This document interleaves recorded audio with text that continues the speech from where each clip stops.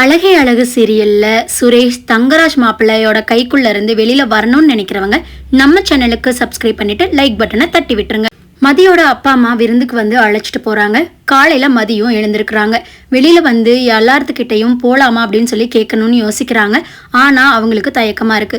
எப்படியும் இவங்க வந்து ஒத்துக்க போறது இல்ல, எப்படியும் விதண்டாவாதம் தான் பேச போறாங்க அப்படிங்கிற மாதிரி யோசிச்சுட்டு உட்காந்துருக்காங்க. அப்பன்னு பார்த்து சுரேஷ் பாத்ரூம்குள்ள வந்து, என்ன காலையில எழுந்திரிச்சதும் இப்படியே உட்காந்துருக்க, குளிச்சு கிளம்பலான்னு ஐடியா இல்லையா அப்படின்னு கேட்குறாங்க. அதுக்கு மதி இருந்துக்கிட்டு, ஏன் குளிச்சுட்டு எங்கே போகுது அப்படிங்கிற மாதிரி கேட்குறாங்க. அதுக்கு சுரேஷ் இருந்துக்கிட்டு, அப்போ நீ வரலையா விருந்துக்கு அப்படின்னு கேட்குறாங்க. மதிக்கு ஷாக் ஆயிடுது. என்ன விருந்துக்கு போகிறோமா அப்படின்னு கேட்குறாங்க. அதுக்கு சுரேஷ் இருந்துக்கிட்டு, ஆமாம் நேற்று உங்கள் அப்பா அம்மா வந்து கூப்பிட்டாங்க தானே அப்படிங்கிற மாதிரி கேட்குறாரு. அதுக்கு மதி இருந்துக்கிட்டு, அதுதான் நீங்கள் யாருமே வரலங்கிற மாதிரி பேசிக்கிட்டீங்க அப்படின்னு கேட்கவும் சுரேஷ் இருந்துக்கிட்டு, அதெல்லாம் அப்போ இப்போ கிளம்பு போகலாம் அப்படின்னு கேட்குறாங்க. அதுக்கு மதி இருந்துக்கிட்டு, என்ன திடீர்னு அப்படின்னு சொல்லவும், இல்லை போகிறோம் அவ்வளவுதான், எதுக்கு எதில் பாரு கேள்வி கேட்குற, கிளம்புனா கிளம்ப அப்படிங்கிற மாதிரி சொல்லிட்டு வெளியில் கிளம்பிடுறாங்க. மதி கிளம்பி ரெடியாகி கிச்சனுக்குள்ளே போகிறாங்க. அங்கே மலர், ராகவன், லக்ஷ்மி எல்லாருமே ரெடியாகி தயாராக இருக்காங்க. மலர் மட்டும் சமையல் கட்டுக்குள்ளே இருக்காங்க. மதி போய் மலர்கிட்ட, என்னக்கா இது உலக அதிசயமாக இருக்குது, நானே கூப்பிட்டாலும் வராதவங்க இப்போ அவங்களா ரெடியாகி உட்காந்துருக்காங்க அப்படிங்கிற மாதிரி கேட்குறாங்க மலர்கிட்ட. அதுக்கு மலர் இருந்துக்கிட்டு, அதுவா தங்கராஜ் இருக்கா அப்படி இல்லை, அவர் ஃபோன் பண்ணி சொன்னா அப்படி எல்லாரும் கிளம்பி இருங்க விருந்துக்கு போயிட்டு வந்துடலான்னு, அதுதான் மொத்த குடும்பமும் ரெடி ஆயிருக்காங்க அப்படிங்கிற மாதிரி சொல்கிறாங்க. அதுக்கு மதி இருந்துக்கிட்டு, என் வீட்டுக்கு விருந்துக்கு போகணுமா போகக்கூடாதான்னு கூட அவர் தான் முடிவு பண்ணுமா அப்படின்னு கேட்குறாங்க. அதுக்கு மலர் இருந்துக்கிட்டு, சரி விடு மதி, எப்படியோ இந்த பிரச்சனை இதோட முடிஞ்சதில்ல, நான் கூட வரமாட்டாங்கன்னு நினச்சேன், ஏதோ ஒரு காரணத்துக்காக வர்றாங்கல்ல விடு அப்படிங்கிற மாதிரி சொல்கிறாங்க. எல்லாரும் கிளம்பி மதியோட அப்பா அம்மா வீட்டுக்கு போகிறாங்க. தங்கராஜ், ரேவதி, மதியோட குடும்பம் எல்லாருமே போகிறாங்க. உள்ள போனதையும் மதியோட அப்பா அம்மா தங்கச்சி 3 பேருமே வரவேற்கிறாங்க. அப்ப தங்கராஜ் இருந்துகிட்டு, என்ன வரவேற்பெல்லாம் இப்படி இருக்கு, ஆரத்தி எடுத்து உள்ள அழைக்கணும்னு கூடவா தெரியாது உங்களுக்கு, முத தடவை விருந்துக்கு வந்திருக்காங்க பொண்ணும் மாப்பிளையும், சும்மா வாங்க வாங்கன்ட்டு நிக்கிறீங்க அப்படிங்கிற மாதிரி சொல்றாங்க. அதுக்கு மதியோட அப்பா அம்மாவும், அப்பா இருந்துகிட்டு அம்மா கிட்ட போய் ஆரத்தி தட்டு எடுத்துட்டு வா அப்படிங்கிற மாதிரி சொல்றாங்க. அவங்களும் போய் ஆரத்தி தட்டு எடுத்துட்டு வந்து ஆரத்தி எடுத்ததுக்கு அப்புறமா உள்ள போறாங்க. மதி இருந்துக்கிட்டு மலர்கிட்ட, ஏங்கா எத்தனை தடவை தான் ஆரத்தி எடுக்கணும், கல்யாணம் ஆகி மொத்த தடவை எடுத்தா பத்தாதான் என்ன அப்படிங்கிற மாதிரி சொல்றாங்க. மதி கொஞ்சம் அமைதியா இரேன், பிரச்சனை வேண்டாம் அப்படிங்கிற மாதிரி சொல்றாங்க மலரு.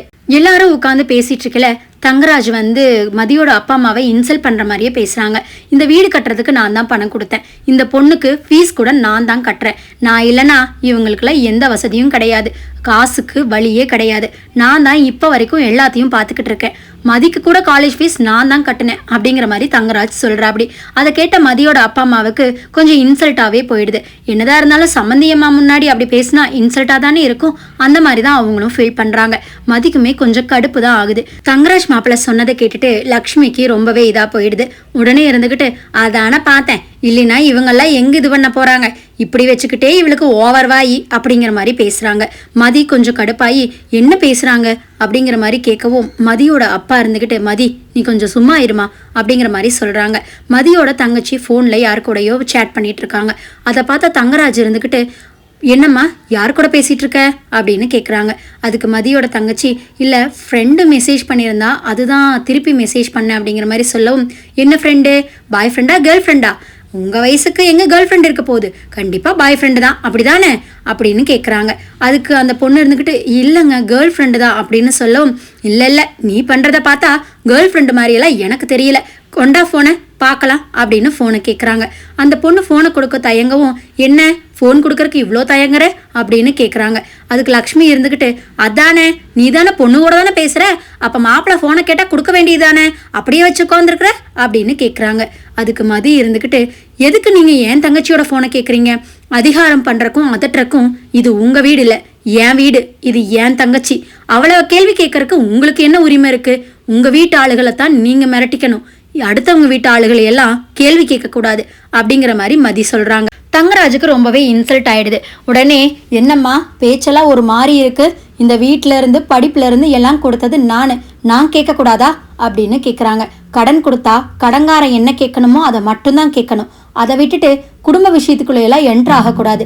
எங்கள் தங்கச்சியை பற்றி எங்களுக்கு தெரியும், அதுவும் இல்லாமல் அவள் எதாக இருந்தாலும் எங்ககிட்ட சொல்லாமல் செய்ய மாட்டா, அவளை கேள்வி கேட்குற உரிமையை உங்களுக்கு யார் கொடுத்தது, அவளை நாங்களே கேள்வி கேட்டது கிடையாது அப்படிங்கிற மாதிரி மதி சொல்றாங்க. மதி தங்கராஜ் மாப்பிள்ளை கிட்ட எதிர்த்து பேசுறத பார்த்துட்டு லக்ஷ்மியும் ராகவன் இருந்துகிட்டு, என்ன நீ மாப்பிள்ளைன்னு கொஞ்சம் கூட மரியாதை இல்லாம எதிர்த்து பேசிட்டு இருக்க, நீங்க இப்படிதான் பொண்ணை வளர்த்தி வைப்பீங்களா அப்படின்னு கேட்குறாங்க. அதுக்கு மதியோட அப்பா இருந்துக்கிட்டு, மதி நீ கொஞ்சம் சும்மா இருமா அப்படின்னு சொல்லவும், அப்பா நீங்க கொஞ்சம் அமைதியா இருங்க, இவர் விட்டா ஓவரா தான் பேசிட்டு இருக்காரு, சும்மா எல்லாத்தையும் பேசலாம், எல்லாரும் வாயை மூடிட்டு கேட்டுட்டு நிக்கணுமா, அப்படியெல்லாம் கேட்டுட்டு இருக்க முடியாது, அங்கதான் அதட்டுறாரு அப்படின்னா இங்க நம்ம வீட்டுல அதட்டுறக்கு இவருக்கு யார் உரிமை கொடுத்தது அப்படின்னு மதி கேட்குறாங்க. சுரேஷ் இருந்துக்கிட்டு, மதி கொஞ்ச நேரம் அமைதியா இருக்கியா அப்படின்னு கேட்கவும், உங்க மாப்பிள்ள உங்களை கேள்வி கேட்கல, ஏன் தங்கச்சியை கேள்வி கேட்குறாங்க, அப்ப நான் தானே பேசணும் அப்படிங்கிற மாதிரி சொல்றாங்க. மலர் இருந்துக்கிட்டு, மதி கொஞ்சம் விடுமா அப்படின்னு சொல்லவும், அக்கா இல்ல எப்ப பாரு இப்படியே கேள்வி கேட்டுட்டு இருந்தா இவருக்கு மனசுல என்னதான் நினைச்சிட்டு இருக்காரு, இவருக்கு எல்லாரும் பயந்து சலாம் போடணுமா, அப்படியெல்லாம் போட முடியாதுக்கா அப்படிங்கிற மாதிரி சொல்றாங்க. லக்ஷ்மி இருந்துக்கிட்டு, பாருங்க மாப்பிள்ள நீங்க பார்த்து கட்டி வச்ச பொண்ணு எப்படி நம்மளை உயர வாங்குறான்னு அப்படின்னு சொல்றாங்க. அதுக்கு மதி இருந்துக்கிட்டு, அவர் பண்ண தப்புக்கு தான் அவர் தண்டனை அனுபவிக்கிறாரு அப்படின்னு சொல்றாங்க. தங்கராஜ் இருந்துக்கிட்டு, சரி விடுங்க விடுங்க, ஏதோ சின்ன பொண்ணு அறியாம பேசுறா அப்படின்னு கொஞ்சம் முறைச்சுக்கிட்டே சொல்லவும், மதி இருந்துக்கிட்டு, சின்ன பொண்ணா நான் எல்லாம் தெரிஞ்சுதான் பேசுறேன், நீங்க எல்லாத்துக்கிட்டையும் அதட்டுற மாதிரியும் கோவப்படுற மாதிரியும் எல்லாத்துக்கிட்டையும் நடக்கணும்னு நினைக்காதீங்க, உங்க வீட்டோட நிறுத்திக்கிறது நல்லது, உங்க கட்ட பஞ்சாயத்தெல்லாம் வெளியில, இங்க எங்க வீட்டுக்குள்ள நடக்கக்கூடாது, புரியுதா அப்படின்னு சொல்றாங்க. சுரேஷ்க்கு பயங்கரமா கோவம் வருது. மதி உனக்கு ஒரு தடவை சொன்னா புரியாது, எப்ப பாரு யார பாரு சொல்லிக்கிட்டே இருக்க, மாமா எனக்கு தெய்வம் மாதிரி, அவரை நீ இப்படி பேசுறது எனக்கு கொஞ்சம் கூட பிடிக்கல அப்படின்னு சொல்றாங்க. உங்களுக்கு தெய்வம்னா நீங்க பூ போட்டு சாமி கும்பிடுங்க, ஆனா நான் கும்பிடணும்னு அவசியம் இல்லைல்ல அப்படின்னு சொல்றாங்க. சுரேஷ்க்கு கோவம் வந்துருது, கை நீட்டிடுறாரு. இதை பார்த்த மதியோட அப்பா அம்மாவுக்கு கோவம் வந்துருது. என்ன மாப்பிள்ள எங்க முன்னாடியே நீங்க கை நீட்டுறீங்க அப்படின்னு சொல்றாங்க. அதுக்கு தங்கராஜ் இருந்துகிட்டு, உங்க பொண்ணு என்ன பேசுனாங்கிறத நீங்க இவ்வளவு நேரம் கேட்டுக்கிட்டு தானே இருந்தீங்க, அவங்கிறங்காட்டி ஒரு அடியோட விட்டுருக்கான் அப்படின்னு சொல்றாரு. ஃபர்ஸ்ட் என்ன அடிக்கிறதுக்கு உங்களுக்கு யார் உரிமை கொடுத்தது, கல்யாணம் ஆயிட்டா அடிச்சிருவீங்களா அப்படின்னு மதி கேட்குறாங்க. அதுக்கு லக்ஷ்மி இருந்துக்கிட்டு, என்ன வாய் அடிக்கிறா பாருங்களேன், புருஷன் பொண்டாட்டி அடிச்சா என்னவா அப்படின்னு கேட்கவும், புருஷன் பொண்டாட்டியை அடிக்கக்கூடாதுன்னு சட்டம் இருக்கு தெரியும்ல, அதுவும் இவர் போலீஸ் இன்ஸ்பெக்டர், இவருக்கு அது கூடவா தெரியாது, இப்போ நான் கேஸ் கொடுத்தாலும் உள்ளதான் இருக்கணும் தெரியுமா அப்படிங்கிற மாதிரி மதி கேட்குறாங்க. அதுக்கு லக்ஷ்மி இருந்துக்கிட்டு, அம்மம்மா சாமி இவ பண்ணாலும் பண்ணுவா அப்படிங்கிற மாதிரி சொல்கிறாங்க. தங்கராஜ் இருந்துக்கிட்டு, மதி கொஞ்சம் வார்த்தைகளை அடக்கி பேசு, யார்கிட்ட என்ன பேசுகிறோன்னு தெரிஞ்சு பேசு அப்படின்னு சொல்கிறாங்க. அதுக்கு மதி இருந்துக்கிட்டு, எல்லாரும் அதே மாதிரி பேசுனா நல்லதா இருக்கும், எல்லார்த்தையும் அடக்கி வைக்கணும்னு நினச்சா இதுதான் முடிவு, முதல்ல நீங்கள் எதுக்கு என்ன அடிச்சிங்க அப்படின்னு சுரேஷ் கிட்ட கேட்குறாங்க. சுரேஷ் இருந்துக்கிட்டு, மாமா எனக்கு தெய்வம் மாதிரின்னு சொல்கிறேன்ல, அவரை எதிர்த்து பேசிக்கிட்டே இருக்க அப்படின்னு சுரேஷ் கேட்குறாரு. அதுக்கு மதி இருந்துக்கிட்டு, உங்களுக்கு தெய்வம்னா உங்களோட வச்சுக்கோங்க, நான்லாம் அப்படி பண்ண முடியாது, அவர் ஒழுக்கமா நடந்துக்கிட்டா நானும் மரியாதை கொடுத்து நடந்துக்குவேன் அப்படின்னு மதி சொல்றாங்க.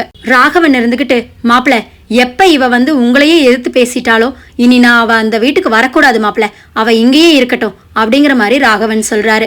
சுரேஷும், ஆமா மாமா இவ எனக்கு வேண்டாம், இவ இங்கேயே இருக்கட்டும் அப்படின்னு சொல்லிட்டு எல்லாரும் கிளம்பி போயிடுறாங்க. மதி இருந்துக்கிட்டு கம்முனே நிக்கிறாங்க. மதியோட அப்பா அம்மா, ஏமா நீ கொஞ்சம் பொறுமையா இருந்திருக்கலாம்ல அப்படின்னு சொல்றாங்க. அப்பா எல்லாத்துக்கும் எல்லாம் பொறுமையா இருக்க முடியாது, விடுங்கப்பா போனா போகட்டும் அப்படின்னு சொல்றாங்க. இதுதான் இனி வர எபிசோடுகள்ல நடக்க போகுதுன்னு நான் நினைக்கிறேன் ஃப்ரெண்ட்ஸ்.